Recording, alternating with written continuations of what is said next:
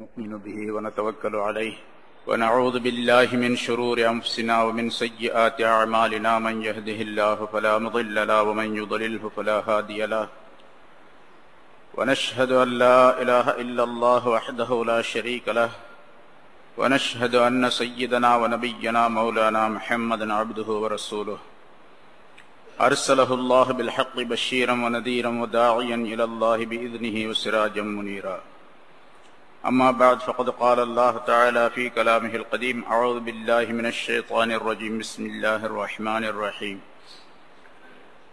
ومنهم الذين يؤذون النبي ويقولون هو أذن قل أذن خير لكم يؤمن بالله ويؤمن للمؤمنين ورحمة للذين آمنوا منكم والذين يؤذون رسول الله لهم عذاب أليم يحلفون بالله لكم ليرضوكم والله ورسوله أحق أن يرضوه إن كانوا مؤمنين صدق الله العظيم.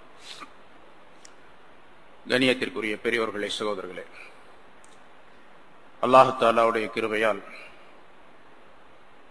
646வது வாரமாக தஃப்சீருடைய இந்த தொடர் பயான் இப்பொழுது ஆரம்பிக்கப்படுகிறது. சூரத்து தௌபா என்ற அத்தியாயத்தின் 60 ஆயத்துகள் இதற்கு முன்னால் விளக்கங்கள் சொல்லப்பட்டிருக்கின்றன. இங்கே அல்லாஹ் தஆலா முனாஃபிகீன்களை பற்றி, அதாவது தபூக் போரிலே கலந்து கொள்ளாத முனாஃபிகீன்களை பற்றியும் மூமினானவர்களுடைய சிறப்புகளை பற்றியும் சொல்லி வந்த அல்லாஹ் தஆலா இந்த முனாஃபிகீன்கள் அல்லாஹுடைய பாதையில் செலவு செய்வதை தடை செய்கின்றார்கள், அவர்கள் கொடுப்பதும் இல்லை, அடுத்தவர்களை கொடுக்க விடுவதும் இல்லை என்ற விபரங்களை எல்லாம் சொல்லி வந்த அல்லாஹ் தஆலா யார் யாருக்கு தர்மங்கள் கொடுக்கப்பட வேண்டும் என்ற விபரத்தை இடையிலே 60வது ஆயத்தை அல்லாஹ் குறிப்பிட்டான். அது பற்றியுள்ள விளக்கங்கள் சொல்லப்பட்டன. ஆனால் ஜகாத் யார் மீது கடமை, யார் கொடுக்க வேண்டும் என்பது பற்றி பல விளக்கங்கள் ஹதீசுகளிலே இருக்கின்றன. அந்த விஷயங்களையும் கொஞ்சம் தெரிந்து கொள்வது நல்லதாகும். ஜகாத் யாரின் மீது கடமை என்றால் அவர் முஸ்லிமாக இருக்க வேண்டும். இது எல்லாத்துக்கும் தெரிஞ்சதுதான், முஸ்லிமுக்கு தான் ஜகாத்து கொடுப்பாங்க அப்படிங்கிறது. இப்ப முஸ்லிமாக இருக்க வேண்டும் என்ற நிபந்தனை ஏன் போடணும் அப்படின்னு கேட்டா, இஸ்லாமிய ஆட்சியாக இருந்தால் அரசாங்கத்தின் மூலமாகவே ஜகாத் வசூலிக்கப்பட வேண்டும் என்ற விளக்கம் சொல்லப்பட்டது. இப்ப இஸ்லாமிய ஆட்சியாக இருந்தால் அந்த நாட்டிலே, அந்த ஊரிலே இருக்கக்கூடியவர்களிலே, குடிமக்களிலே முஸ்லிம் அல்லாதவர்களும் இருக்கலாம். அவர்களிடத்திலிருந்து ஜகாத் வசூல் செய்யக்கூடாது என்பது அதனுடைய விளக்கம். அதற்காக வேண்டி அவர்கள் முஸ்லிமாக இருக்க வேண்டும் என்ற சட்டம் முதலாவது சொல்லப்படுகின்றது. முஸ்லிம் அல்லாதவர்களின் மீது ஜகாத்து கடமை இல்லை. இரண்டாவது, அவர் ஆக்கில், புத்தி சுவாதீனம் உள்ளவராக இருக்க வேண்டும். அதற்கு எதிர்நிலை பைத்தியக்காரர்களின் மீது ஜகாத்து கடமை இல்லை. ஒருவர் புத்தி சுவாதீனம் இல்லாமல் இருக்கின்றார், பைத்தியக்காரராக இருக்கின்றார், அவரிடத்தில் நிறைய சொத்துக்கள் இருக்கின்றன என்று சொன்னால் அவர் கொடுக்க வேண்டிய அவசியம் இல்லை. அவர் சார்பாக வேறு யாராவது அவருடைய உறவினர்களோ அவருக்கு பொறுப்பேற்றுக் கொள்ளக்கூடியவர்களோ கொடுக்க வேண்டிய அவசியமும் கிடையாது. இவருக்கு பதிலாக அவர் கொடுத்துடலாம், அவர் தான் எல்லாத்தையும் பராமரித்து வருகின்றார் என்று சொல்லக்கூடாது, அவருக்கு கிடையாது. ஏனென்று சொன்னால் புத்தி சுவாதீனம் இல்லாதவருக்கு தொழுகை கிடையாது, அவர் தொழ வேண்டிய கட்டாயம் இல்லை. வந்து தொழுதார், அது வேற விஷயம், அவர் பாட்டு தொழுதுட்டு போவார். 4 ரக்காத்துக்கு 5 ரக்காத் தொழுவாரு, 5க்கு 7 தொழுவாரு, சரியான அறிவில்லை என்ற காரணத்தினால். ஆனா அதே மாதிரி ஜகாத்துடைய விஷயத்திலும் அவருக்கு கடமை கிடையாது. மூன்றாவது, அவர் பாலிகாக இருக்க வேண்டும். பருவமடையாத சிறுவர்களின் மீது, ஆணோ பெண்ணோ யாரோ, பருவமடையாதவர்கள் மீது ஜகாத்து கடமை இல்லை, பருவமடைந்தவராக இருக்க வேண்டும். இது ஹனஃபி மதஹபை சார்ந்த இமாம்களுடைய ஆய்வு. ஹதீசுகளிலே இது தெளிவாக சொல்லப்பட்டில்லை. ஒரு ஹதீஸ் குறிப்பிடப்படுகின்றது, பருவமடையாத சிறுவர்களின் மீது ஜகாத்து கடமை இல்லை என்ற ஒரு ஹதீஸ் இருக்கின்றது. அந்த ஹதீஸை வைத்தும் பொதுவாக தொழுகையுடன் இந்த ஜக்காத்தையும் சேர்த்து அல்லாஹ் தஆலா குறிப்பிடுவதின் காரணமாக தொழுகை எப்படி பருவமடைந்தவர்களின் மீது கடமையாக்கப்பட்டு இருக்கின்றதோ அதே போன்றுதான் பருவமடைந்தவர்கள் மீது ஜக்காத்தும் கடமை என்பதை ஆய்வின் மூலமாக குறிப்பிடுகின்றார்கள். லா தஜிபு ஜக்காத்து அலா ஸபிய்யி ஹத்தா தஜிப அலைஹி ஸலா என்ற ஒரு ஹதீஸ் இருக்கின்றது. எந்த குழந்தையின் மீது தொழுகை கடமையாகின்றதோ அந்த குழந்தையின் மீது தான் ஜக்காத்தும் கடமை என்பது அதனுடைய கருத்து. ஜக்காத்து தொழுகை கடமையாக்கப்படுவது எப்பொழுது? பருவமடைந்த நேரத்தில் இருந்து, ஆண் குழந்தையோ பெண் குழந்தையோ. அதே போன்றுதான் ஜக்காத் என்பதும் இமாம்களுடைய ஆய்வு. ஆனால் இமாம் ஷாஃபி ரஹ்மத்துல்லாஹி அலைஹி அவர்களும் அவர்களை சார்ந்தவர்களும் சொல்லுகின்றார்கள், ஷாஃபி மத்ஹபின்படி சிறுவர்களின் மீதும் ஜக்காத்து உண்டு. ஏனென்று சொன்னால் இது தொழுகை இருக்கின்றதே அது உடல் சம்பந்தப்பட்ட வணக்கம், இபாதத்தை பதனி என்பதாக சொல்லப்படும். அதனால பருவமடைந்த பின்னால் தொழ வேண்டும் என்பது உடல் சம்பந்தப்பட்ட நிலை. ஜக்காத் என்பது பொருள் சம்பந்தப்பட்ட விஷயம். அதனால யாரிடத்தில் எல்லாம் பொருள் இருக்கின்றதோ அவர்கள் எல்லாம் கொடுக்க வேண்டும் என்று குறிப்பிடுகின்றார்கள். அப்ப சிறுவர்களின் மீதும் ஜக்காத் கடமை என்பது ஷாஃபி மத்ஹபினுடைய ஆய்வு முடிவு. நான்காவது, ஜக்காத் கொடுக்க வேண்டியவர் சுதந்திரமான மனிதராக இருக்க வேண்டும். அடிமையின் மீது ஜக்காத்து கடமை கிடையாது. ஏனென்றால் அடிமைக்கு எந்த பொருளும் சொந்தமும் இல்லை. அடிமை என்பது நிறைய விளக்கம் முன்னாலே சொல்லியிருக்கோம் பல இடங்கள்ல. அடிமை என்பவர்கள் இந்த காலத்துல யாரும் அடிமைகள் கிடையாது. வேலை செய்யறவங்க அடிமை அல்ல, அல்லது கொத்தடிமைகள் என்று சொல்லுகின்றார்களே, குடும்பத்தோடு அடிமையாக ஒரு இடத்துல ஒரு மனிதரிடத்துல சிக்கி கொண்டு இருப்பது, அவங்களுக்கு பேரெல்லாம் அடிமை அல்ல. மார்க்கத்தில் அப்து என்று அடிமை என்று சொல்லப்படுவது இஸ்லாமிய போர் நடந்து, அதாவது ஜிஹாது நடந்து, அந்த ஜிஹாதாக இருக்க வேண்டும். அது ஜிஹாதுடைய நோக்கத்திலே போர் செய்ய வேண்டும். ஜிஹாத் என்ற அடிப்படையிலே போர் நடந்து போர்க்களத்திலே எதிரிகளிலிருந்து பிடிக்கப்படக்கூடிய கைதிகள் இருக்கின்றார்களே, ஆணோ பெண்ணோ, அவர்கள் அடிமைகள் என்பதாக சொல்லப்படுவார்கள். அந்த அடிமைகள் கால்நடைகளை போன்று மிருகங்களை போன்று விற்கப்படுவார்கள், வாங்கப்படுவார்கள். அவர்களுக்கு எந்த விதமான உரிமையும் கிடையாது. எந்த எஜமானிடத்திலே அந்த அடிமை இருக்கின்றானோ அந்த எஜமான் என்ன சொல்லுகின்றானோ அதையெல்லாம் கேட்டுக்கொண்டு இருக்க வேண்டும், அவ்வளவுதான். கொடுத்தா சாப்பிடுவார், இல்லைன்னா இல்லை. வேலை சொன்னா செய்யணும். எதை எந்த இடத்துல இருக்க சொல்றாரு, அவருக்கென்று உரிமையாக எந்த விஷயமும் கிடையாது. அதனால அவர் இன்னொருத்தருக்கு அடிமைப்பட்டவராக இருக்கின்ற காரணத்தால் அவர் ஜக்காத்து கொடுக்க வேண்டிய கட்டாயம் இல்லை. அவரிடத்தில் ஏதாவது பொருள் இருக்கின்றது என்று வைத்துக் கொள்ளுவோம். ஆனா பொருள் இருந்தாலும் கூட அது எஜமானுக்குத்தான் சொந்தமானதாக இருக்கும். அதனால ஜக்காத்து கடமை இல்லை. சுதந்திரமான மனிதராக இருக்க வேண்டும். ஆறாவது, ஜக்காத்து கொடுப்பதற்கு நிய்யத் இருக்க வேண்டும். நிய்யத் இல்லாமல் ஜக்காத்து கொடுத்தால் செல்லுபடியாக. பொதுவாக எல்லா வணக்கங்களுக்கும் நிய்யத்து தேவை. கட்டாயமாக நிய்யத்து செய்ய வேண்டும், மனதிலே உறுதி கொள்ள வேண்டும். ஜக்காத்துக்கு குறிப்பாக ஜக்காத்துடைய பொருள் என்பதாக நிய்யத்து செய்து மனமாற உறுதி செய்து அதை கொடுக்கும் பொழுது அடுத்தவரிடத்திலே கொடுக்க வேண்டும், ஏழைகளுக்கு தர வேண்டும். நிய்யத் இல்லாமல் கொடுத்து விட்டால் பிறகு நிய்யத்து செய்தால் அது செல்லுபடியாக. ஆனால் ஒன்று, நிய்யத் இல்லாமல், ஜக்காத்துடைய நிய்யத் இல்லாமல் ஒரு மனிதரிடத்துல ஒரு 100 ரூபாயை கொடுத்துடுறீங்க, அவர் வாங்கிக்கிறார். வாங்கி அவர் கையில வச்சுக்கிட்டு இருக்கிற நேரத்துல இன்னும் உபயோகம் பண்ணல, அவர் போயிட்டு இருக்காருன்னு வச்சுங்க, அவர் கையில இருக்குது பணம். இந்த நேரத்தில் அவங்களுக்கு நினைவு வந்தது, ஆகா நிய்யத் செய்யாம கொடுத்துட்டோமே என்று. இப்பொழுது உடனடியாக நிய்யத்து செய்து கொள்ளுகின்றார், நான் கொடுத்த அந்த 100 ரூபாய் ஜக்காத்தை சார்ந்தது என்று. இப்பொழுது நிய்யத்து கூடிவிடும், ஜக்காத்து கூடிவிடும். அதாவது அவருடைய கையிலிருந்து அது மாறுவதற்குள்ளாக, யார் வாங்கினாரோ அவருடைய கையிலிருந்து அந்த பொருள் மாறுவதற்குள்ளாக இவர் நிய்யத்து செய்து கொண்டால் செல்லுபடியாகும், இல்லாவிட்டால் செல்லுபடியாக. ஆக நிய்யத்து கட்டாயம். இன்னொன்னு, ஜக்காத்துக்காக வேண்டி ஒரு தொகை வைத்திருக்கின்றார். உதாரணமாக ஒருத்தர் 1 லட்சம் ரூபாய் இருக்குது, 2500 ரூபாய் ஜக்காத்து கொடுக்கணும், 2%. இந்த 2500 ரூபாய் எடுத்து ஒரு பரிசுல போட்டு வச்சிடுறார், ஒரு இடத்துல போட்டு வச்சிடுறார், இது ஜக்காத்துடைய பணம் அப்படின்னு போட்டு வச்சிடுறார். இப்ப மொத்தமாக ஒட்டுமொத்தமாக நிய்யத்து செய்து அந்த 2500 ரூபாய் ஒதுக்கிடுறார். அதிலிருந்து கொஞ்சம் கொஞ்சமாக எடுத்து ஏழைகளுக்கு கொடுத்து கொண்டு இருக்கின்றார், தேவைப்பட்டவர்களுக்கு. அதாவது ஜக்காத் யார் வாங்க தகுதியானவர்களோ அவர்களுக்கு கொடுத்து கொண்டு இருக்கின்றார் என்று சொன்னால், கொடுக்கும் போதெல்லாம் நிய்யத்து தேவையில்லை. ஒட்டுமொத்தமா முதல் நியத் செய்தாரு, அதே போதுமானது. அடுத்ததாக ஜகாத்து கொடுக்கும் பொழுது மில்கியத் என்று ஒன்று இருக்கின்றது, உரிமைப்படுத்துதல், சொந்தப்படுத்துதல். யாருக்கு ஜகாத்துடைய தொகையை கொடுக்கின்றோமோ அவருக்கு அதை உரிமையாக்கி விட வேண்டும். உரிமை இல்லாமல் அதை அவர் வைத்துக் கொள்ளட்டும், பிறகு பார்த்துக் கொள்ளலாம் என்ற நிலையில் இருக்கக்கூடாது. அதாவது நாம் கொடுக்கக்கூடிய அந்த பொருள், ஜகாத்துடைய பொருள், அவருக்கு சொந்தமானதாக இருக்க வேண்டும், சொந்தமாக ஆக்கப்பட வேண்டும். ஆக்கப்பட்ட பின்னால் அவர் எப்படி விரும்புகின்றாரோ அப்படியெல்லாம் அதை செலவு செய்து கொள்ளலாம் என்ற நிலை இருக்க வேண்டும். உதாரணமாக நம்மிடத்தில் ஒரு வேலைக்காரர் இருக்கின்ற வைத்துக் கொள்வோம். அவருக்கு ஜக்காத்துடைய பொருளை நீங்க கொடுக்குறீங்க, கடையிலேயோ வீட்டிலேயோ வேலை செய்யறவரோ ஒருத்தர், அவருக்கு ஜக்காத்துடைய பொருள் 500 ரூபாய் கொடுக்குறீங்க. அவர் வாங்கி என்ன பண்றாரு, ஏதாவது ஒரு பொருள் வாங்குறாரு, 500 ரூபாய்க்கு வாங்கி போடுறாரு. இப்ப கொடுத்த இந்த எஜமான், இந்த முதலாளி என்ன பண்றாரு, ஏய் உனக்கு அறிவு இருக்கா, 500 ரூபாய்க்கு போய் அதை வாங்கிட்டிய, அதுக்கு அவனுக்கு கொடுத்தேன் அப்படின்னு மிரட்டுறாரு. போ அதை கொடுத்துட்டு அந்த 500 ரூபாய் வாங்கிட்டோம் அப்படின்னு சொல்றாருன்னு வச்சுங்க. இவர் சொல்றதுக்கு அதிகாரம் கிடையாது.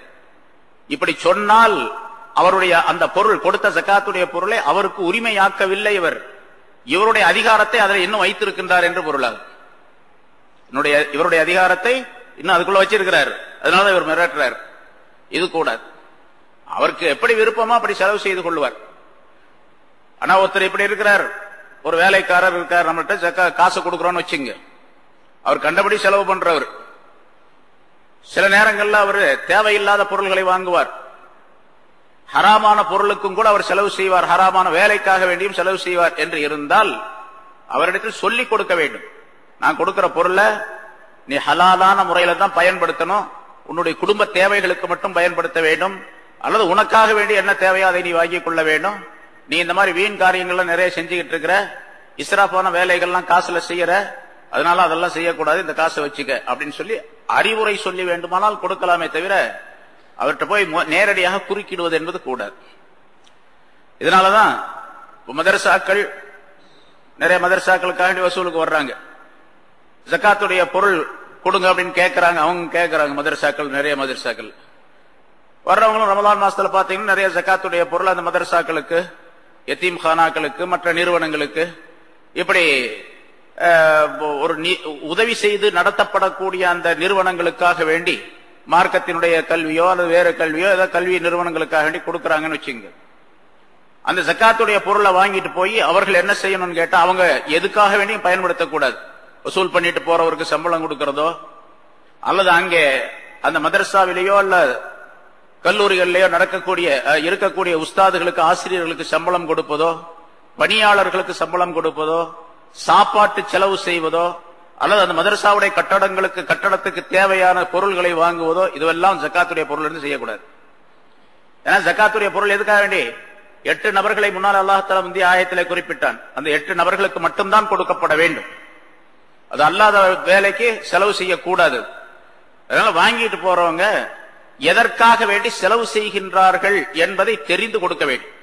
மதரசாக்களுக்கோ, கல்வி நிறுவனங்களுக்கோ, ஏழை மாணவர்களுக்கோ, அனாதை இல்லங்களுக்கோ கொடுப்பதாக இருந்தால் இவங்க வாங்கிட்டு போய் அதை அந்த மாணவர்களுக்கு உரிமைப்படுத்துகிறார்களா, மில்கியத் ஆக்குகின்றார்களா, சொந்தப்படுத்துகின்றார்களா என்று தெரிந்த பின்னால் தான் கொடுக்கணும். எப்படி தெரிஞ்சுக்கிறது? கேட்டா அப்படித்தான் சொல்லுவாங்க அவங்க. நம்ம கேட்கறோம்னு வச்சுங்க, அஜித் அப்படித்தான் சொன்னாரு, நீங்க வாங்கிட்டு போய் என்ன பண்றீங்க அப்படின்னு கேட்டா, நாங்க வாங்கிட்டு போய் மாணவர்களுக்கு தான் கொடுத்துடுறோம் அப்படின்னு சொல்லுவாங்க. இருந்தாலும் நிறைய நிறுவனங்கள் இந்த மாதிரி தவறான முறையில் நடப்பதின் காரணமாக முழுமையாக அதை விசாரணை செய்து நல்ல முறையில தெரிந்த பின்னால் தான் கொடுக்க வேண்டும்.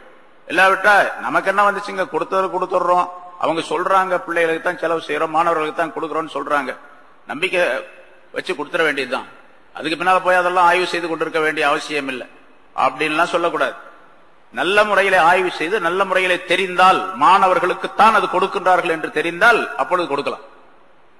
இல்லாவிட்டால் அது மில்கியத் இல்லாமல் இருப்பதன் காரணமாக அது தவறான முறையிலே ஆக்கப்பட்டுவிடும். எங்கே கொடுக்கப்பட வேண்டும் என்று அல்லாஹ் தஆலா சொன்னானோ அது இல்லாத நிலை ஏற்பட்டுவிடும். சில மதரசாக்கள்ல, அரபி கல்லூரிகள்ல நம்ம பாக்குறோம், சின்ன சின்ன அரபி கல்லூரிகள் நிறைய இருக்கு, அதெல்லாம் வசூலுக்கு நிறைய வர்றவங்க நாங்க மாணவர்களுக்கு தான் கொடுக்கறோம் அப்படின்னு சொல்றாங்க, மாணவர்களுக்கு தான் கொடுக்கறாங்க. எப்படி கொடுக்கறாங்கன்னு கேட்டா, இவங்க கொண்டு போய் அதை வச்சுக்கிறாங்க தனியா, சில இடங்கள்ல தனியாவும் வைக்கிறத தனியா வைக்கலன்னா அறவே கூடாது. அதுக்கு ஒரு தனி கணக்கு வச்சு தனியாக அந்த பணத்தை செலவு செய்ய வேண்டும். அதான் சட்டம். தனியா வைக்காம இவங்க எல்லா பணத்தோட சேர்த்துக்கிட்டாங்கன்னா அறவே கூடாது. சரி, சில கல்லூரிகள்ல, சில அரபி கல்லூரிகள்ல தனியா வச்சிருக்கிறாங்க. வச்சிருக்கக்கூடிய அந்த பொருளை மாணவர்களுக்காக வேண்டி நாஷ்டாவுக்கு காசு கொடுப்பது, புத்தகங்களுக்கு கிதாபுகளுக்கு காசு கொடுப்பது, அல்லது அவர்களுக்கு உடைகள் வாங்குவதற்காண்டி காசு கொடுப்பது, அவங்களுக்கு என்ன தேவையோ அதை இவர் வச்சுக்கிட்டு கொஞ்சம் கொஞ்சமா எடுத்து கொடுக்கிறாரு அந்த பிள்ளைகள் மாணவர்களுக்கு என்று இருந்தால் அப்பொழுதும் கூடாது. மாணவர்களுக்கு தான் கொடுக்கிறாரு, ஆனா இவருடைய உரிமையில வச்சுட்டு கொடுக்கிறாரு, அவர்களுடைய உரிமையில இல்லது. இந்த பொருள் யாருக்கு உரிமை? ஏழைகளுக்கு, ஃபகீர்களுக்கும் மிஸ்கீன்களுக்கும் உரிமையானது. ஜகாத் யார் வாங்குவதற்கு தகுதி பெற்றிருக்கின்றார்களோ அவர்களுக்கு உரிமையானது. இதை இவங்க வச்சுக்கிட்டு என்ன பண்றாங்க நிர்வாகிகள், அதை கொஞ்சம் கொஞ்சமா எடுத்து இவங்களுடைய சட்டப்படி, இவங்களுடைய உரிமை விருப்பப்படி அதை கொடுத்து கொண்டிருக்கின்றார்கள் என்று சொன்னால் அதுவும் செல்லுபடியாக. என்னதான் செய்யறது அப்படின்னு கேட்டா, காசை வாங்கிட்டு போறாங்கன்னு வச்சுங்க, ஒரு 50,000 ரூபாய் 1,00,000 ரூபாய் சேர்ந்திருக்கு. ஒரு 100 மாணவர்கள் வர்றாங்க. அவங்க வந்து எல்லாம் அட்மிஷன் ஆகி முடிஞ்ச உடனே அந்த 1,00,000 ரூபாய 100 மாணவர்களுக்கு பங்கு வச்சு கொடுத்துடணும். ஆனா அந்த மாணவர்கள் ஏழையா இருக்கணும். நிபந்தனை, மாணவர்கள் ஏழைகளாக இருக்கணும். அவங்க ஜகாத்து கொடுக்கறதுக்கு வசதி உள்ளவர்களாக இருக்கக்கூடாது. அவருக்கு பொருளாதாரம் இருந்து ஜகாத்து கொடுப்பதற்கு வசதியா இருந்தா அந்த மாணவருக்கு கொடுக்க கூடாது. ஏழைகளாக ஃபகீர் மிஸ்கீன் என்று சொல்லப்பட்ட அந்த 2 தரத்தில் உள்ளவர்களாக இருக்க வேண்டும். அவர்களுக்கு இந்த காசுகளை எல்லாத்தையும் பங்கு வச்சு கொடுத்துரும். கொடுத்த பின்னால் அவர் என்ன வேணாலும் இஷ்டத்துக்கு செலவு செய்யலாம். ஆனா நான் முதல்ல சொன்ன மாதிரி கண்டிஷன் பண்ணலாம். ஆசிரியர்களாக இருக்கக்கூடியவர், முதல்வராக இருக்கக்கூடியவர், அதை நடத்துனராக இருக்கக்கூடிய அவர் அந்த மாணவர்களுக்கு ஒரு அறிவுரை சொல்லலாம். எப்ப காசு உங்களுக்கு ஆளுக்கு 1000 ரூபாய் கிடைச்சிருக்குது, இது ஜகாத்துடைய காசு, நீங்க வாங்குறதுக்கு தகுதியான ஆள் தான். ஆனா 1000 ரூபாய் கொண்டு போய் ஒரே நாள் டிரெஸ் வாங்கி போட்டுட்டு வந்துடாதீங்க. 1000 ரூபாய் கொண்டு போய் மிட்டாய் வாங்கி தின்றாதீங்க.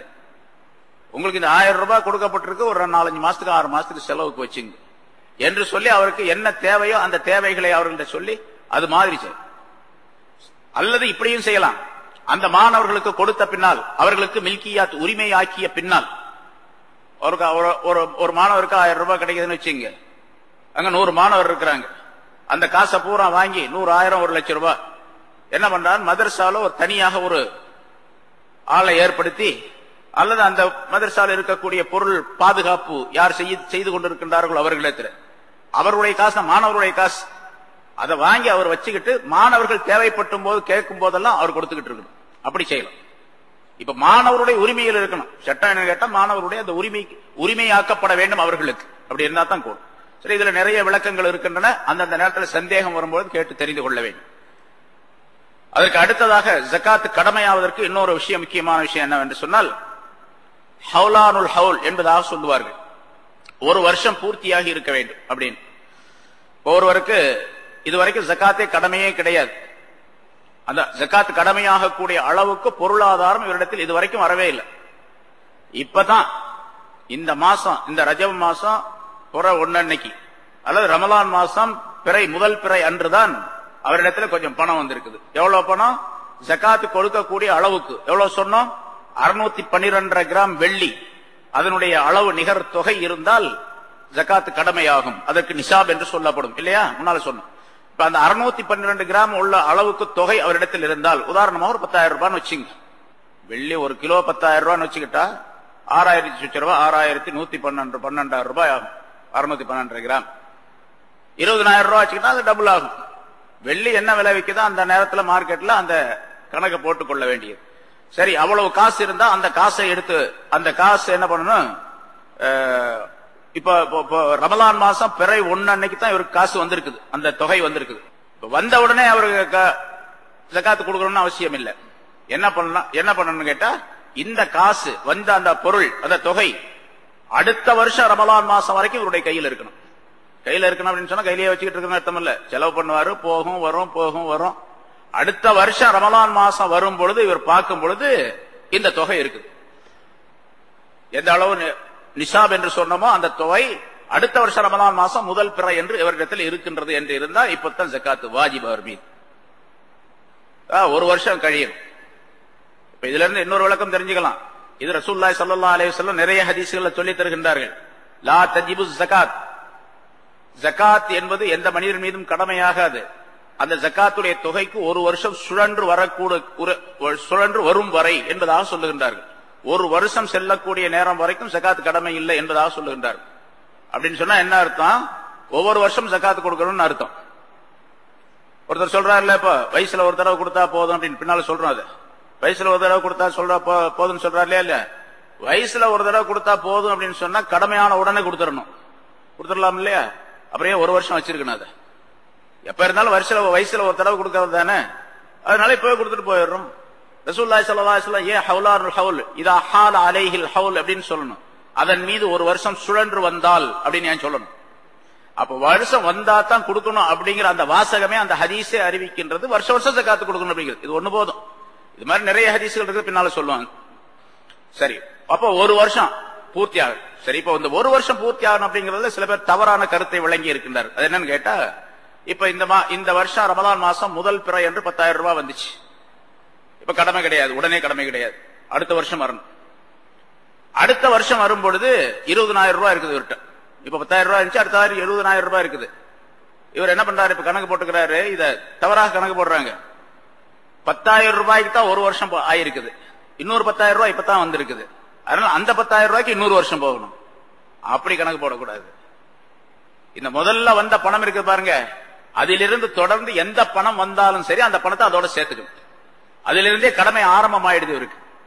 அதனால அடுத்த வருஷம் 20,000 ரூபாய் இருந்துச்சு, 20,000 ரூபாய்க்கு ஜக்காத்து கொடுக்கணும். அதற்கு அடுத்த வருஷம் அல்லது இடையில ஒரு 2 மாசம் 3 மாசம் கழிச்சு ஒரு 10 லட்சம் ரூபாய் வந்துருச்சு அவருக்கு திடீர்னு அப்படின்னு வச்சுங்க. 10,000 ரூபாய் 10 லட்சம் ரூபாய் வந்துருச்சு. அந்த 10 லட்சம் ரூபாய்க்கு ஒரு வருஷம் கழிச்சு தான் கொடுக்கணும் அப்படிங்கறது இல்ல. இந்த 10,000 ரூபாய் மினிமம் வந்தது பாருங்க, அதோட அந்த பணத்தை எல்லாம் சேர்த்துக்க வேண்டியது. ஆக ஒவ்வொரு வருஷமும் ரமலான் மாசம் முதல் பிறை என்று இவர் மீது ஜக்காத்து கடமை. இந்த ஜக்காத்து கடமை அப்படிங்கறதுல சந்திர கணக்கு தான், அதாவது பிறை கணக்கு தான் கடைபிடிக்கப்பட வேண்டும்.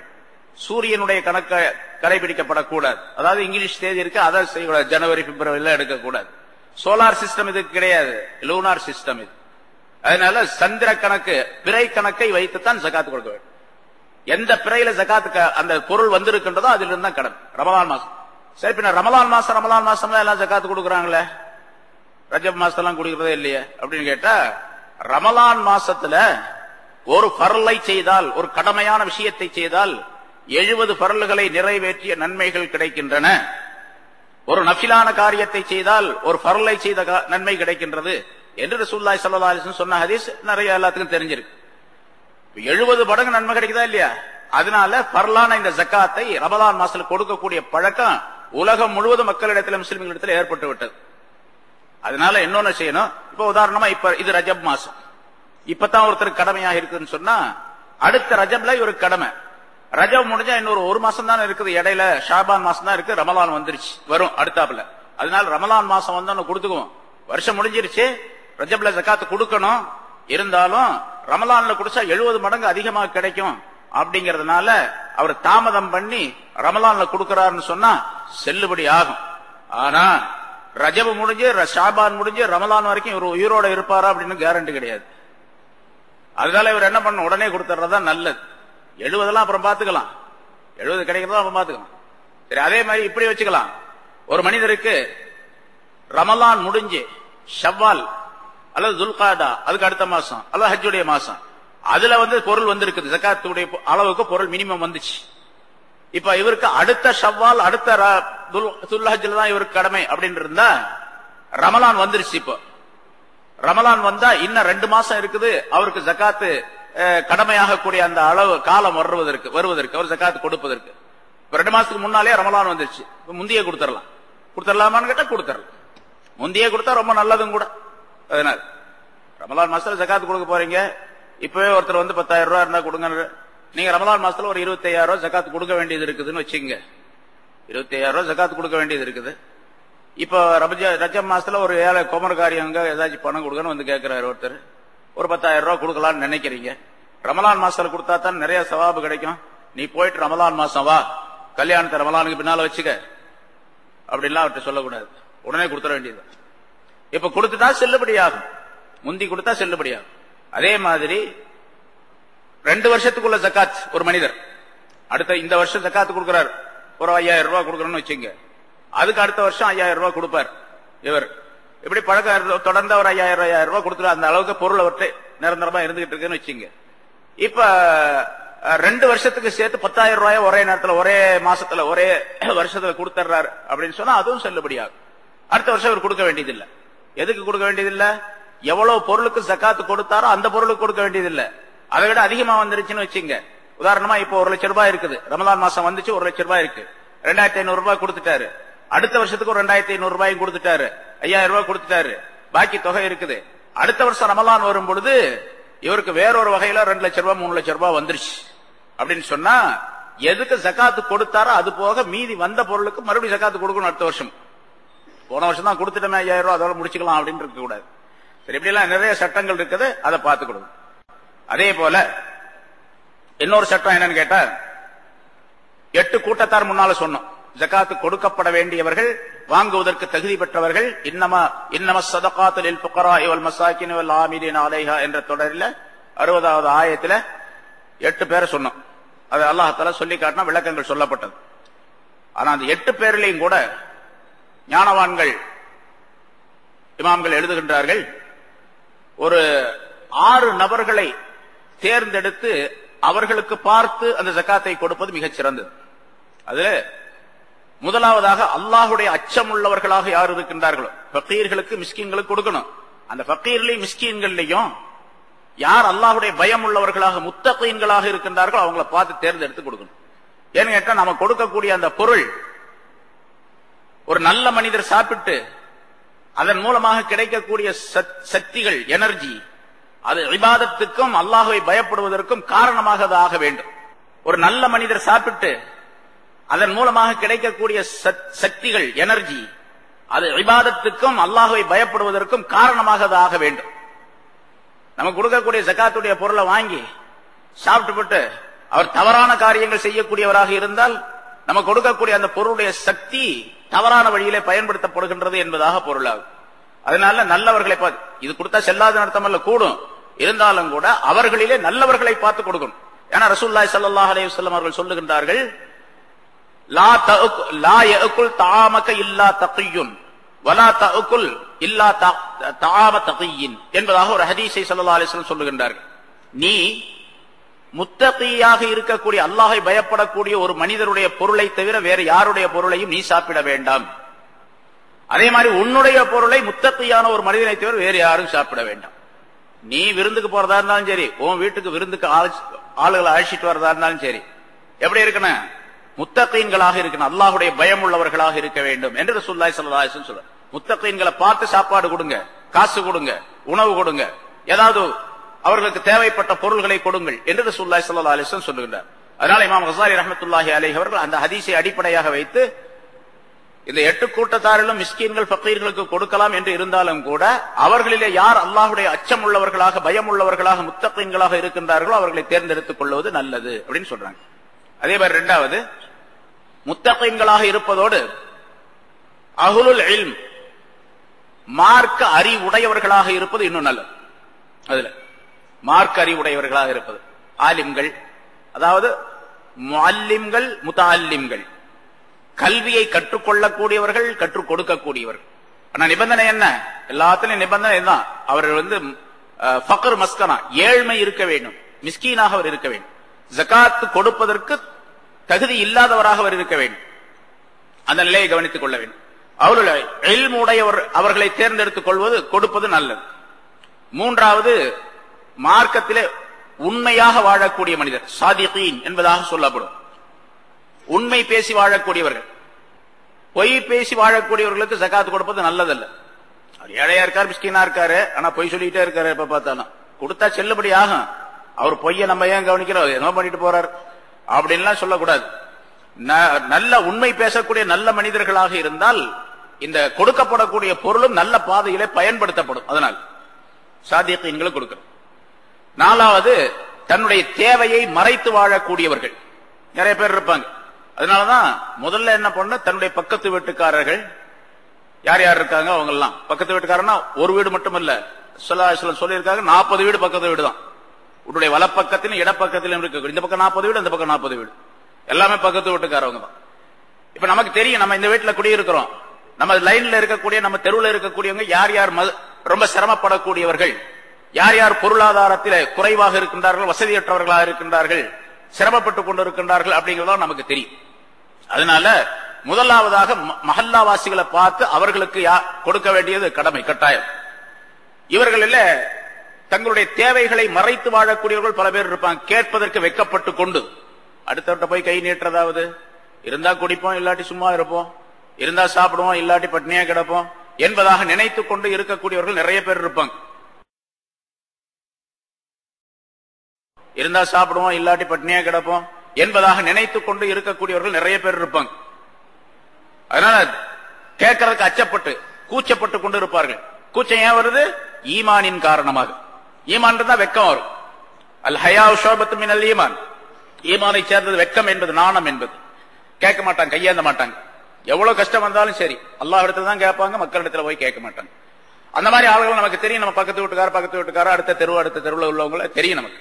அவங்கள பார்த்து கொடுக்கணும். அதான் முஸ்தத்திருல் ஹாஜாத், தன்னுடைய தேவையை மறைத்து வாழக்கூடியவர் என்பதாக. அதே போல சில பேர் இருப்பாங்க குடும்பஸ்தர்கள், அல் முஅய்யல், குடும்ப பாரம் உள்ளவர்கள். அவர் சம்பாதிப்பாரு, நிறைய சம்பாதிக்கிறார், டெய்லி 500 ரூபாய் சம்பாதிச்சுட்டு வர்றாரு, மாசம் 15,000 ரூபாய் ஆச்சு, அவர் நிறைய கொண்டு வர்றாரு, காசு ஆச்சு. இருந்தாலும் அவருக்கு பத்துறது இல்லை. இப்ப உள்ள காலத்துல, இந்த காலத்துல உள்ள எல்லாம் வச்சுக்க. ஏன்னா அவர்கிட்ட 12 பிள்ளைங்க இருக்கு, ஒரு டஜன் 12 பிள்ளைங்க இருக்காங்கன்னு வச்சுங்க. 15,000 ரூபாய் போதுமா? பத்தாது. நமக்கு 12 ஆச்சரியமா இருக்கு இல்லையா? 12 பிள்ளைங்க பத்துட்டாங்க அப்படின்னு சொன்னா. அந்த காலத்துல நிறைய பத்தாங்க. அப்துல் கார் ஜீலானியுடைய வரலாறு நான் சொல்லியிருக்கிறேன். 47 குழந்தைகள் அவருக்கு, 27 ஆண் குழந்தைகள், 22 பொம்பளை பிள்ளைங்க, 47 பிள்ளைங்க. அது மாதிரி 12 பிள்ளைங்க இருக்காங்க, 16 பிள்ளைங்க இருக்கிறாங்க ஒரு வீட்டுல. அல்லது கொஞ்சம் பிள்ளைங்க தான் இருக்காங்க, 5-6 பேர் இருக்கிறாங்க. அந்த பிள்ளைகளுக்கு எல்லாம் கல்யாணம் பண்ணி கொடுத்தாரு. எல்லா பிள்ளைங்களும் இங்கதான் வர்றாங்க, வீட்டுக்கு வர்றாங்க போறாங்க, நிறைய பணங்கள் செலவாகுது. நம்ம பாத்துக்கிட்டு இருக்கிறோம், பக்கத்து வீட்டுல அடுத்த தெருவில் பாத்துக்கிட்டு இருக்கிறோம். நிறைய செலவு இருக்கு. என்னங்க இவ்வளவு செலவு, காசு வந்துகிட்டே இருக்காங்க, விருந்தாளி வந்திருக்காங்க, இவ்வளவு பிள்ளைங்க இருக்கிறாங்க, ஒரே காய்ச்சி மூச்சு நிறைய சத்தம் கேட்குது. என்ன சம்பாதிக்கிறாருன்னு பார்த்தா கொஞ்சம் தான் சம்பாதிக்கிறார். இவரை யார்ட்டையும் கேட்க மாட்டார். குடும்ப பாரம் உள்ளவர் இவர், இவரை பார்த்து கொடுக்கணும். இது நல்லது. இவங்க எல்லாத்திலையும் அதே மாதிரி முதல்ல முத்தகியா, அல்லாஹை பயந்தவராக இருக்கணும், அஹ்லுல் இல்மா இருக்கணும், உண்மையாளராக இருக்கணும், தேவையை மறைத்து வாழக்கூடியவராக இருக்கணும். குடும்ப பாரம் இவர்கள் எல்லாம் இந்த ஒட்டுமொத்தமா இந்த கருத்தை எல்லாம் சேர்த்து சொந்தக்காரர்களாக இருந்தாங்கன்னு வச்சுங்க, உறவினர்களாக இருக்கிறாங்க, அவங்கள பார்த்து கொடுக்கிறது. ஏன்னா ரசூலுல்லாஹி ஸல்லல்லாஹு அலைஹி வஸல்லம் அவர்கள் சொன்னார்கள், ஒரு மனிதருக்கு நீ அடுத்தவருக்கு தர்மம் கொடுப்பது 1, உறவினருக்கு கொடுப்பது 2 நன்மைகளுக்குரியது. அவர் உறவினராக இருக்கின்றார் என்ற காரணத்தினால் அதுக்கு ஒரு நன்மை கிடைக்கும், இவர் காசு கொடுக்கறதுக்காண்டி அதுக்கு ஒரு நன்மை கிடைக்கும், தர்மம் செய்தார்.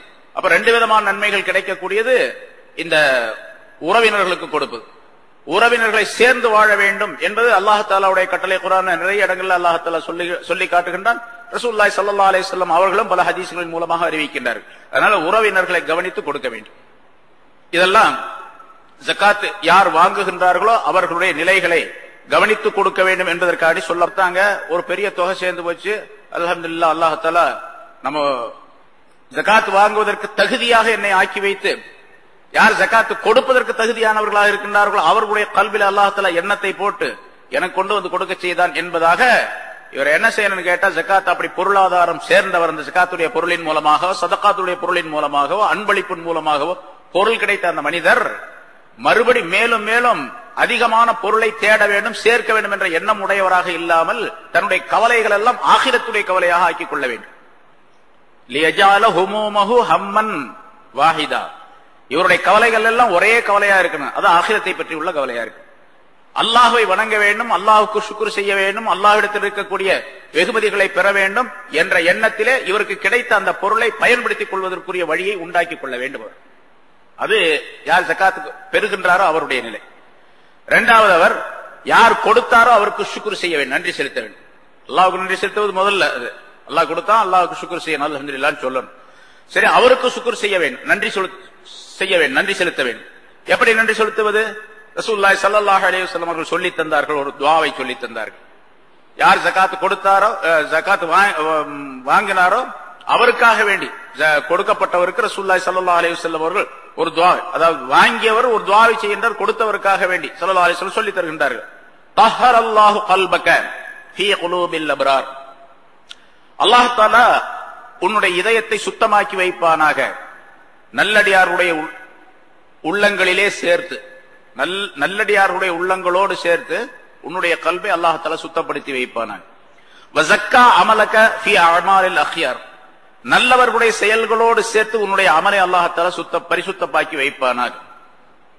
வஸல்லா அலா ரூஹிக ஃபீ அர்வாஹி ஷுஹதா, ஷுஹதாக்களுடைய ரூஹுகளோடு சேர்த்து, ஷுஹதாக்கள் போர்க்களத்திலே ஜிஹாதிலே மடிந்து விட்டவர்கள், அவர்களுடைய ரூஹுகள் உயிர்களோடு சேர்த்து உன்னுடைய ரூஹின் மீது அல்லாஹ் தஆலா அருள் பொழிவானாக என்ற இந்த துஆவை ரசூலுல்லாஹி ஸல்லல்லாஹு அலைஹி வஸல்லம் அவர்கள் சொல்லித் தந்தார்கள் என்பதாக குறிப்பிடப்படுகிறது. இது ஒரு நீண்ட துஆ. பொதுவாக யார் கொடுக்கின்றாரோ அவருக்கு துஆ செய்வது. குறைந்த அளவுக்கு நம்ம வழக்கத்தில் சொல்லப்படக்கூடிய ஜஸாக்கல்லாஹு கைரா, அல்லாஹ் தஆலா உனக்கு நன்மையை தருவானாக அப்படின்னு சொல்லிக் கொள்ள வேண்டும். வாங்கி வச்சுக்கிட்டு சுக்ரியா இல்லாமல் இருக்கக்கூடாது. கொடுத்தவருக்கு சுக்ரியா செய்ய, நன்றி செலுத்த வேண்டும். மூணாவது, ஜகாத்துடைய பொருளை ஒருத்தர் கொடுக்கிறார் அப்படின்னு சொன்னா கொடுக்கிற ஆளுக்கெல்லாம் வாங்கிக்க கூடாது. வாங்க தகுதி பெற்றவர் கொடுக்கிற ஆளுக்கெல்லாம் வாங்கிக்க கூடாது. அவர் கொடுக்கிற ஆளு ஹலாலா ஹராமான்னு பார்க்கணும். அது மிக முக்கியமான ஒன்று. ஏன்னா ஜக்காத்து கொடுக்கறதுக்கு அப்படித்தான் சட்டம்.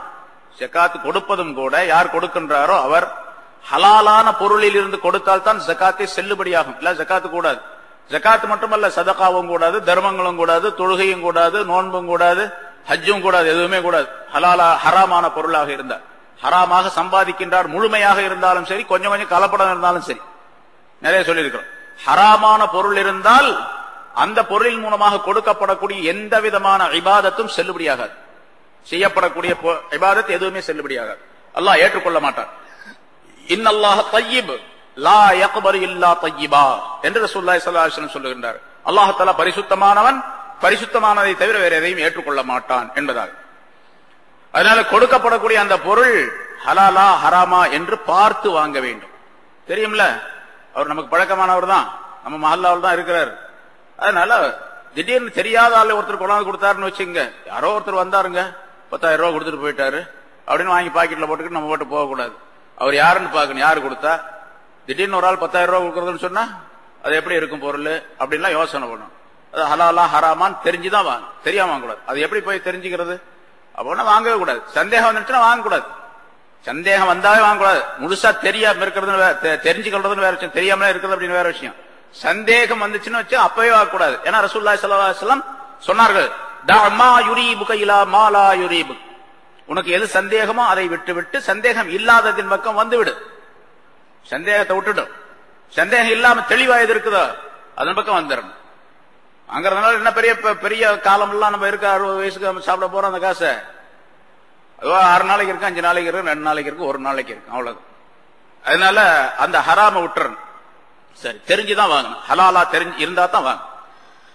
நாலாவது, அதே அந்த ஹலாலா இருந்தா வாங்க. அதே மாதிரி சந்தேகமான இடத்திலும் போகக்கூடாது. அங்க தவக்கா மவாக்க ரீபா என்பதாக குறிப்பிடுகின்றார். சந்தேகத்திற்குரிய இடங்களையும் தவிர்த்துக் கொள்ள வேண்டும். சந்தேகமான இடத்திலையும் போய் வாங்கக்கூடாது. அஞ்சாவது, அல்லாஹ் யஸ்அல சாஹிபுல் மால், பொருள் உடையவர் கேட்கக்கூடாது.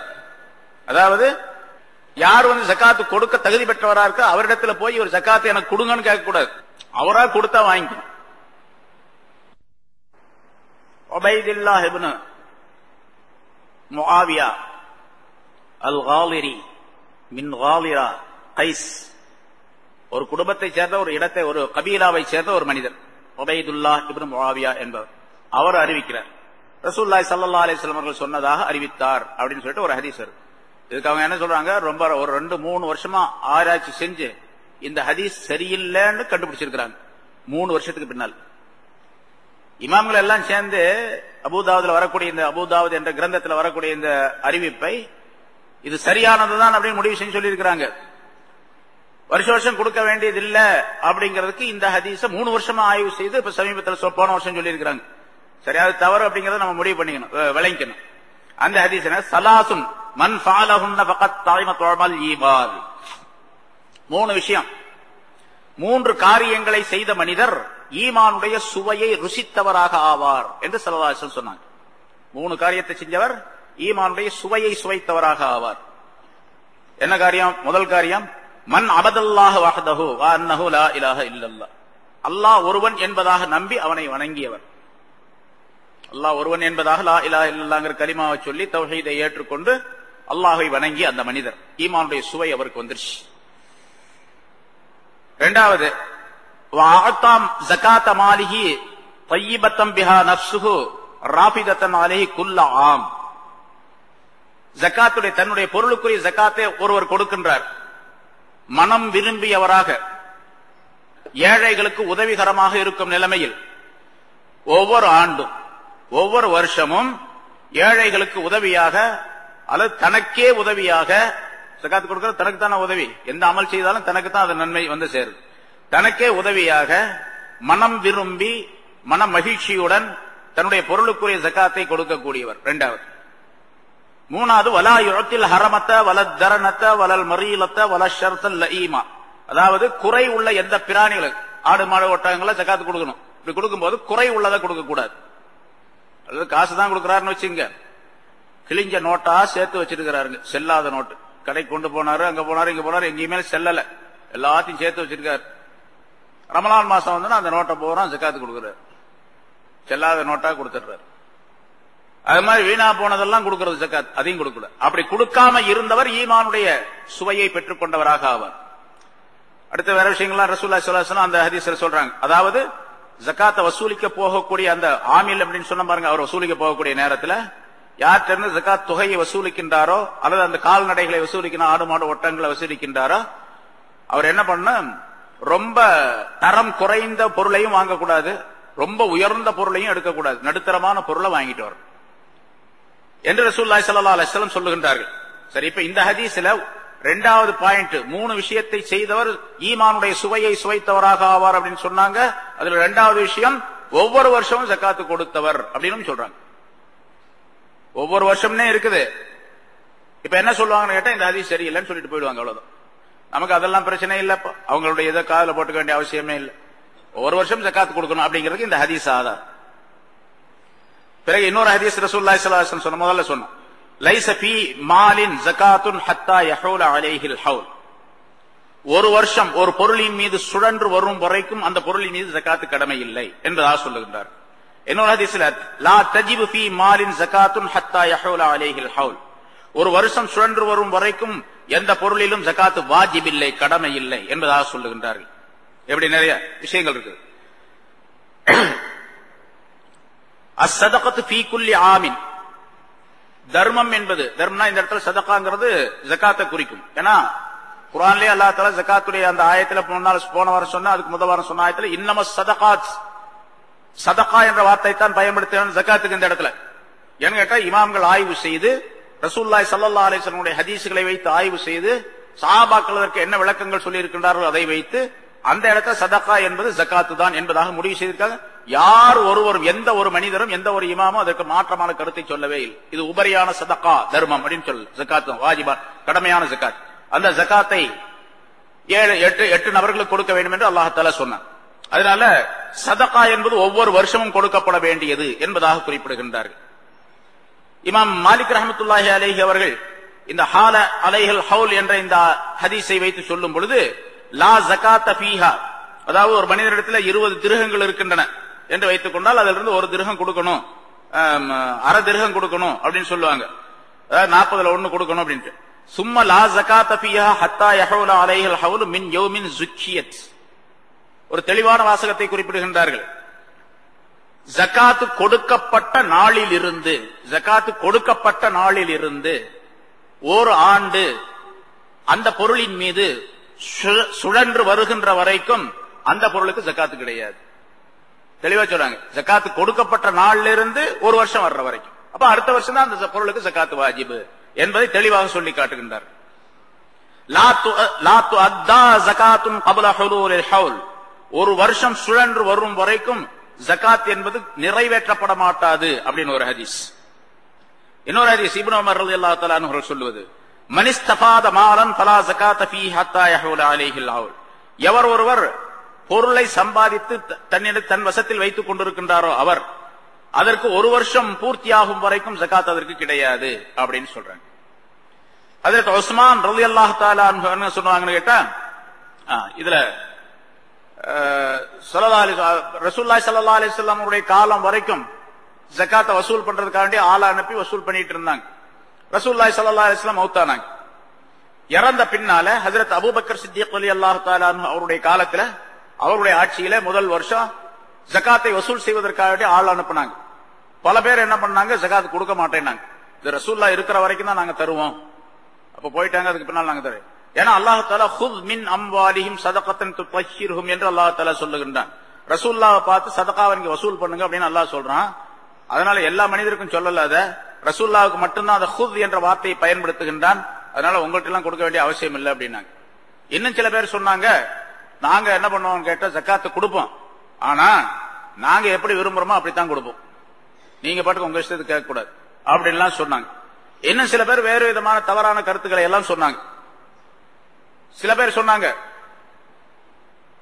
நாங்க அதாவது ஒட்டகம், இத்தனை ஒட்டகம் இருந்தா 5 ஒட்டகம் இருந்தா ஒரு வயசு குட்டி கொடுக்கணும், ஒரு ஆடு கொடுக்கணும், 40 ஆடு இருந்தா ஒரு ஆடு கொடுக்கணும் அப்படிங்கிற சட்டம் எல்லாம் இருக்குது. இதுல நீங்க பாட்டுக்கு 2 வருஷம் 3 வருஷம் 1 வருஷம் அப்படின்லாம் கணக்கு போடக்கூடாது, நாங்க என்ன விரும்புறோமோ அதான் கொடுப்போம் அப்படின்னு சொல்லிட்டு இருந்தாங்க. ஹஜ்ரத் அபூபக்கர் சித்திக் ரலியல்லாஹு தஆலா அன்ஹு அவர்கள் என்ன சொன்னாங்கன்னு கேட்டா, யார் யார் ஜகாத்து கொடுக்கவில்லையோ, அதாவது ரசூலுல்லாஹி ஸல்லல்லாஹு அலைஹி வஸல்லம் உடைய காலத்தில் கொடுத்து கொண்டிருந்து இப்பொழுது ஜகாத்து கொடுக்க மறுக்கின்றார்களோ அவர்களிடத்தில் நான் போர் புரிவேன் என்பதாக சொன்னார்கள். நான் ஜிஹாத் செய்வேன் அவர்களிடத்துல அப்படின்னு சொன்னாங்க. அதை எவ்வளவு அழுத்தமான வார்த்தையிலே சொல்லுகின்றார்கள் என்பதை நாம் கவனிக்க வேண்டும். வல்லாஹி, அல்லாஹின் மீது ஆணையாக, லவ் காத்திலன்ன மம் ஃபர்ரக பைனஸ் ஸலாத்தி வஸ் ஸகாத்தி, தொழுகைக்கும் ஜகாத்துக்கும் இடையிலே பிரிவினையை உண்டாக்குகின்றார்கள், அது வேறு இது வேறு அப்படின்னு சொல்லிட்டு. தொழுகை வேற விஷயம், ஜகாத்து வேற விஷயம், அதனால ஜகாத்துக்கு தனி சட்டம் இருக்குது, தொழுகைக்கு வேற சட்டம் இருக்கு அப்படின்னு சொல்றாங்களே. தொழுகைங்கிறது அது கடமை, 5 நேரம் தொழுகணும் அப்படிங்கிறது. ஜகாத் அப்படி கிடையாது அப்படின்னு சொன்னாங்கன்னு வச்சுக்கிட்டேன். அப்படி பிரிவினையை உண்டாக்கக்கூடியவர்களிடத்துல அல்லாஹின் ஆணையாக நான் போரிடுவேன் என்பதாக சொன்னார். ஏன்னு கேட்டா, எப்படி தொழுகை என்பது உடலுக்குரிய கடமையாக இபாதத்தாக இருக்கின்றதோ அதே போன்று பொருளுக்குரிய இபாதத்தாக ஜகாத்தை அல்லாஹ் தஆலா ஆக்கி வைத்திருக்கிறான். பைன்ன ஸகாத ஹக்குல் மால், ஜகாத் என்பது பொருளுக்குரிய கடமையாகும். அதனால சொன்னார்கள், வல்லாஹி லவ் மனஊனி இகாலன், அல்லாஹ்வின் ஆணையாக ஒரு ஒட்டக குட்டியை அவர்கள் கொடுப்பதற்கு மறுத்தாலும் கூட, அனாகன் ஒட்டக குட்டியை கொடுப்பதற்கு மறுத்தாலும் கூட. இன்னொரு ஹதீஸில இகாலன் என்று இருக்கின்றது, ஒட்டகத்தை அல்ல, ஒட்டகத்தை கொடுக்கிறாரு, ஒட்டகத்துடைய காலில் கட்டப்படக்கூடிய இந்த கயிறு ஒண்ணு இருக்கும், இப்ப தலையில போட்டுக்கிறாங்க ரவுண்டா, அத ஒட்டகத்தை காலில் கட்டி இருந்த அந்த காலத்துல, அதாவது இப்ப தலையில கட்டிக்கிட்டாங்க. அந்த காலத்துல பழக்கம் இருந்துச்சு, அது இப்ப தலையிலேயே கட்டி பழக்கமாயி போச்சு. அது இகால், இப்பவும் பேரு இகால் தான். இகால் அப்படின்னு சொன்னாவே ஒட்டகத்தினுடைய காலில் கட்டப்படக்கூடிய கயிறு.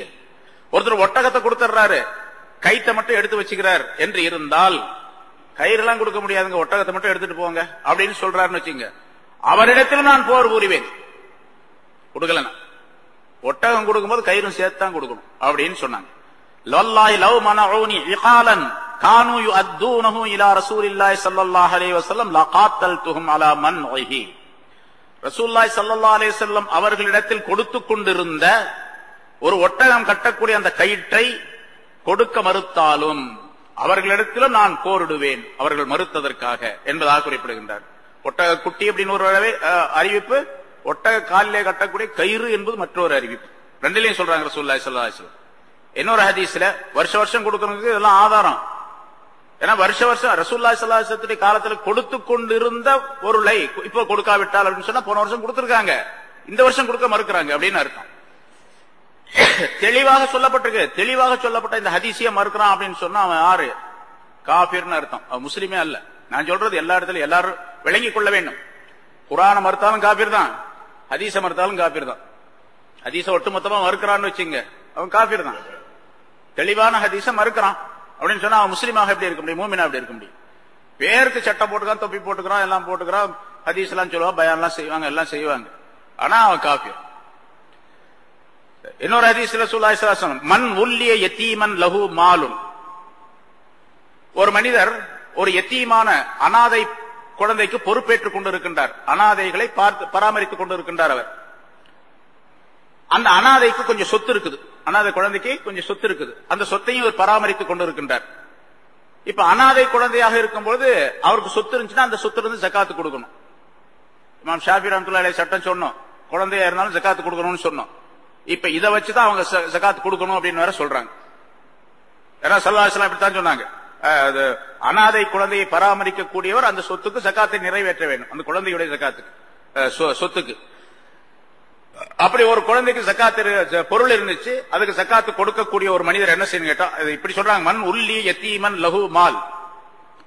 ஒரு யத்தீமுக்கு பொருள் இருக்கின்றது, அதை பராமரிக்கக்கூடியவர் என்ன பண்ணணும்னு கேட்டா, அந்த பொருளை அப்படியே விட்டுடக்கூடாது. அதாவது அப்படியே வச்சிருந்து வருஷம் வருஷம் அதுக்கு ஜகாத்து கொடுத்துக்கிட்டே இருக்காருன்னு வச்சுங்க, என்ன ஆகும், பொருள் கொஞ்சம் கொஞ்சமா குறைஞ்சுக்கிட்டே வரும். இந்த பையன் பெருசான உடனே அவனுடைய பொருளை அவருக்கு கார்டியனா இருக்கக்கூடிய ஒரு இடத்துல கேட்கிறாரு, சாச்சா எனக்கு அந்த பொருளை கொடுத்துருங்க என் பொருள் அப்படின்னு. கொஞ்சம் எடுத்து கொடுக்குறாரு, ஒரு 500 ரூபாய். 50,000 ரூபாய் வச்சுட்டு போனாரு, 500 ரூபா தான் இருக்கு, எங்கெங்க பணம் எல்லாம் அப்படின்னு. இல்ல ஜக்காத் வருஷம் வருஷம் கொடுத்துருக்காருல, கணக்கு சரியா போச்சு அப்படின்னு சொல்றாரு. இப்படி செய்யலாமா? குழந்தை அந்த எத்தீமான அனாதை குழந்தைகளுடைய பொருளை எப்படி அழிக்கலாமா? அழிப்பதற்குரிய வழிவகைகளை செய்யலாமா? செய்யக்கூடாது. பின்ன என்ன செய்யணும்? அந்த பொருளை வச்சு வியாபாரம் செய்யணும் என்று சொல்லுகிறார். பல் யத்தஜிர் ஃபீஹி, அந்த பொருளிலே வியாபாரம் செய்யவும். அவர் வியாபாரம் செய்யாமல் அப்படியே வைத்திருந்து கொஞ்சம் கொஞ்சமாக ஜகாத்து கொடுத்து அது பூரா கரைஞ்சு போச்சு அப்படின்னு சொன்னா இவர் குற்றவாளியாக ஆவார். வலா யத்ருகுஹு ஹத்தா தஅகுலஹு ஸதகா, தர்மம் ஜகாத் அதை சாப்பிடுகின்ற வரைக்கும் அதை விட்டுட வேண்டாம், சாப்பிடுகின்ற அளவுக்கு அதனை விட்டுட வேண்டாம் என்று குறிப்பிடுகின்றார் ரசூலுல்லாஹி ஸல்லல்லாஹு அலைஹி வஸல்லம் சொல்லி காட்டுகின்றார். அதனால இந்த ஹதீஸின் தெரியப்படுத்துவது வருஷ வருஷம் ஜகாத்து கொடுக்கணும் அப்படின்னு சொல்லுவோம். ஏன்னா ஒரு தடவை ஜகாத்து கொடுத்தா கரைஞ்சி போகாது இல்ல. எத்தீமுடைய பொருள் ஒரே ஒரு வயசுல ஒரு தடவை ஜகாத்து கொடுத்தா, ஒரு தடவை ஜகாத்து கொடுத்தா மீதி பொருள் மட்டும் இருக்கு, அதை கொடுத்துடலாம். எப்படி அது சாப்பிடுது, ஜகாத்து சாப்பிடுகின்றது என்று சொன்னால் வருஷ வருஷம் கொடுக்கும் போது அது அழிக்கப்பட்டு போயிடுது, குறைஞ்சு போயிடுது. அப்படி செய்யாதீங்க, அந்த பொருளை கொண்டு வியாபாரம் செய்யுங்கள் என்றும் ரசூலுல்லாஹி ஸல்லல்லாஹு அலைஹி வஸல்லம் அவர்கள் சொல்லி காட்டுகின்றார். ஆக இப்படி ஜகாத் சம்பந்தமான ஏராளமான விளக்கங்கள் வருஷ வருஷம் தான் கொடுக்கணும் அப்படிங்கிறது சொல்லப்பட்டு இருக்கின்றது. அதே போல ஜகாத்துக்கு என்னென்ன விளக்கங்கள் சொல்லப்பட்டதோ அந்த முறைப்படிக்கு தெரிந்து ஜகாத்து கொடுக்கக்கூடியவர்களாக இருக்க வேண்டும். நிறைய விஷயங்கள் இருக்குது, அந்தந்த நேரத்தில் அதை கேட்டு தெரிந்து விளக்கம் தெரிந்து அதன்படி பயன்படுத்திக் கொள்வது. ஜகாத்து கொடுப்பதற்கு கொடுக்கக்கூடியவர்களுக்கு சட்டம், வாங்குபவர்களுக்கு சட்டம், எந்த பொருளை கொடுக்க வேண்டும் என்பதற்கு சட்டம், எவ்வளவு கொடுக்க வேண்டும் என்பதற்கு சட்டம். ஏன்னா ஜகாத்து ஒரே மாதிரி கிடையாது. இப்ப 2.5% அப்படிங்கறத மட்டும் தெரிஞ்சு வச்சிருப்பாங்க. 100க்கு 2000 ரூபாய், 1000க்கு 25 ரூபாய், 1,00,000க்கு 2,500 ரூபாய் அப்படிங்கிற மட்டும் சில பேர் பல பேர் தெரிஞ்சு வச்சிருப்பாங்க. ஆனா ஜகாத்து கொடுப்பதில் 2.5% இருக்கின்றது, 5% இருக்கின்றது, 10% இருக்கிறது, 20% இருக்குது. 4 விதமான அமைப்புகள் இருக்கிறது ஜகாத்து கொடுக்கறதுல.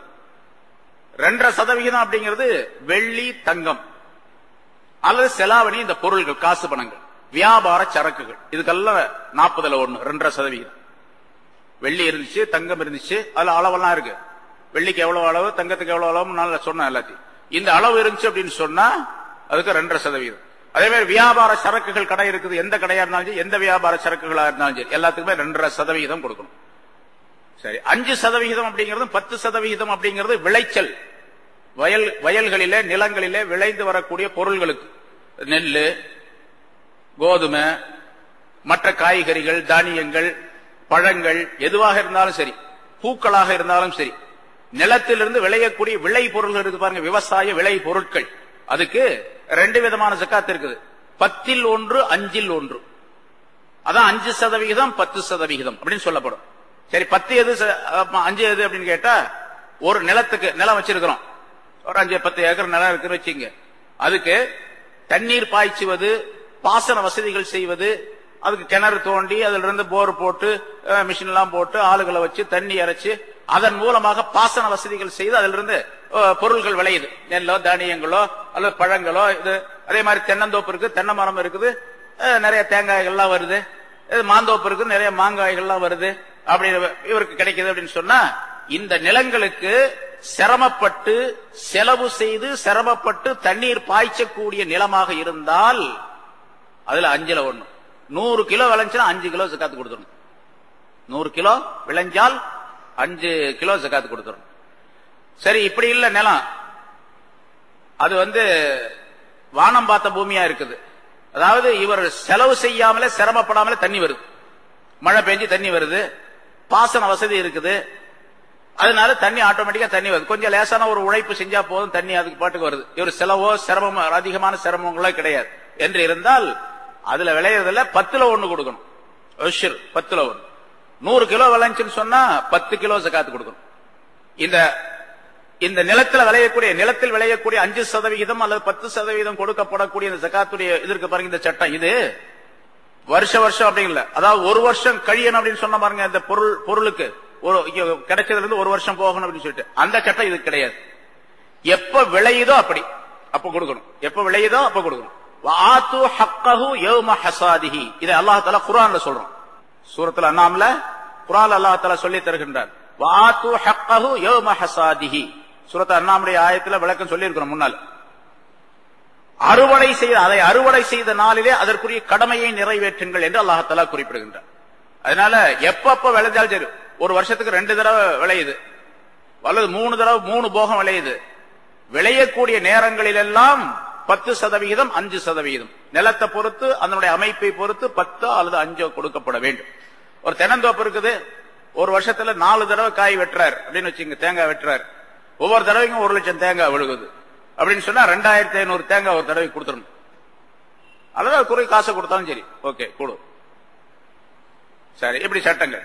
இன்னொன்று இருக்குது 20%, அதாவது 5ல் 1 கொடுக்கணும். அது புதையல்கள், பூமியில கிடைக்கக்கூடிய புதையல் இருக்குது பாருங்க. அது அகஸ்மாத்தமா கிடைக்கிறதானே, எப்பாவது ஒரு நாளைக்கு யாராவது ஒருத்தருக்கு அப்படி கிடைச்சிச்சு அப்படின்னு சொன்னா, புதையல் கிடைச்சிச்சுன்னு சொன்னா அதுல 5ல் 1 கொடுக்கணும். தோண்டினாரு, வீட்டுல அஸ்திவாரம் போடுறதுக்காண்டி தோண்டினாரு, டமாரும் ஒரு சத்தம் கிடைச்சு, பார்த்தா ஒரு பானை, உள்ள திறந்து பார்த்தா நிறைய தங்கமா இருக்குது அப்படின்னு கிடைச்சுன்னு வச்சுங்க. 100 கிலோ தங்கம் கிடைச்சிச்சு அவருக்கு. எவ்வளவு கொடுக்கணும்? 20 கிலோ கொடுக்கணுங்க. 100 கிலோ தங்கம் கிடைச்சுன்னா 20 கிலோ ஜகாத்து கொடுக்கணும் அவருக்கு. ஆனா இப்ப அல்ல, ஏன்னா நிலமெல்லாம் கவர்மெண்ட்டுக்கு சொந்தம். இஸ்லாமிய ஆட்சியா இருந்தா யார் வச்சிருக்காரோ அவருக்கு சொந்தம் நிலம். நீங்க பத்திரம் எழுதும் போது எப்படி அந்த மேல என்ன எழுதி இருக்குது? Government of India. இந்த நிலம் இந்தியாவுக்கு சொந்தம், இந்திய அரசாங்கத்திற்கு சொந்தம். தமிழ்நாட்டுல தமிழ்நாட்டுக்கு சொந்தம். அதனால புதையல் கிடைச்சுன்னா இப்படி எடுத்து வச்சுக்கிட்டீங்க அப்படின்னு சொன்னா உடனே பிடிச்சிட்டு போயிடுவாங்க.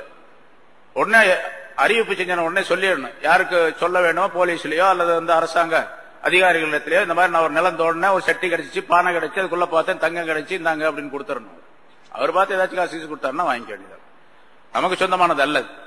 சரி, இஸ்லாமிய அரசாங்கமாக இருந்தா, ஆட்சியாக இருந்தால் என்ன சட்டம்? நிலம் யார் வச்சிருக்காரோ அவருக்கு சொந்தம். ரசூலுல்லாஹி ஸல்லல்லாஹு அலைஹி வஸல்லம் ஒரு சம்பவம் ஒன்று சொல்றாங்க பாருங்க. அந்த காலத்துல ஒருத்தர் இன்னொருத்தருக்கு ஒரு நிலத்தை வித்தார். ஒருவர் தன்னுடைய நிலத்தை இன்னொருத்தருக்கு வித்தார். வாங்கினார் பாருங்க, அவரு அதுல விவசாயம் செய்வதற்காண்டி அந்த நிலத்தை உழுதார். உழுகும் பொழுது இவருக்கு ஒரு புதையல் கிடைச்சிச்சு.